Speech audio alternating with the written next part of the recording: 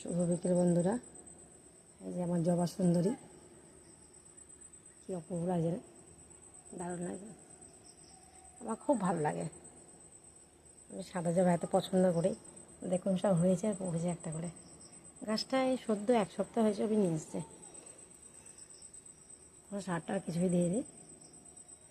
এটা ওই ঝাঁকু পাকু হয়ে গেছে। আমার বাগান পুরো সুন্দর করে সেজে গেছে।